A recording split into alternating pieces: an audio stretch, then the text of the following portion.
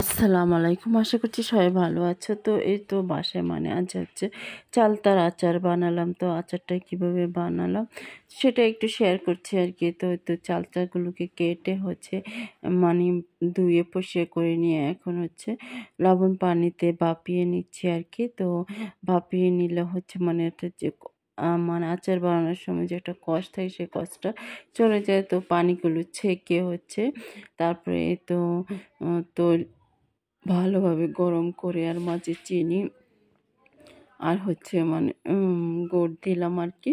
দিয়ে গুড়টা দিলাম যেহেতু একটু লাল লাল কালারটা হয় সেজন্য, তার মিষ্টিও একটু বেশি হবে। পরে এই তো আচারে আসলে কালারটাই অনেক সুন্দর হলে আচারটা দেখতেও ভালো লাগে, খেতেও ভালো লাগে। তো আচারটা এই তো তারপরে তো পাঁচফোড়ন দিয়ে দিলাম আর কি। দিয়ে আবারও ভালোভাবে কড়াইতে উল্টিয়ে পাল্টিয়ে নিচ্ছি যেন তলায় না লেগেছে। তো এইভাবে করতে করতে আচারটা এক পর্যায়ে একদম শুকিয়ে গেছে আর কি। চিনির যে পানিটা বের হলো সেটাও শুকিয়ে গেল।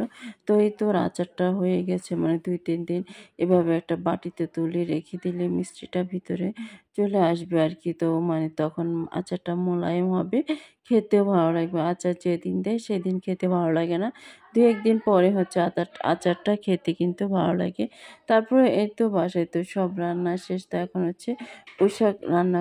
তো পোশাকগুলো প্রথমে হাঁড়িতে দিয়ে তারপরে এর মাঝে হলুদ, লবণ, মরিচ দিলাম, দিয়ে একটু তৈল দিলাম, দিয়ে আস্তে আস্তে তলায় থেকে নুয়ে নুয়ে আস্তে আস্তে আমার পোশাকটা এইভাবে নিয়ে আসছে। তারপরে এই তো উল্টিয়ে পাল্টিয়ে দিচ্ছে আর একটু সিদ্ধ হবে। এখানে কোনো আমি পানি দিই নাই, যেহেতু পোশাক থেকে অনেক পানি বের হলো। তারপরে এই তো এখানে পোশাক থেকে আমি তারপরে একটু পেঁয়াজ দিয়ে দিলাম, কাঁচা পেঁয়াজ। এখন মাছ দিয়ে দিব, দিয়ে আর কিছুক্ষণ নেড়েচেড়ে তার উপর আর একটু কাঁচা পেঁয়াজ দিব। শাক রান্না এভাবে করলে কিন্তু ভালো লাগে খেতে, ফ্লেভারটাও সুন্দর হয়। তো এই তো দিয়ে মাছগুলো দিয়ে উল্টিয়ে পাল্টিয়ে নিচ্ছি আর কি। পোশাকটা বাসার সবাই খেতে খুব পছন্দ করে এভাবে, পানি ছাড়া পোশাক রান্না আর কি। যে পোশাক থেকে যে পানিটা বের হয় সেটা দিয়ে পোশাকটা রান্না।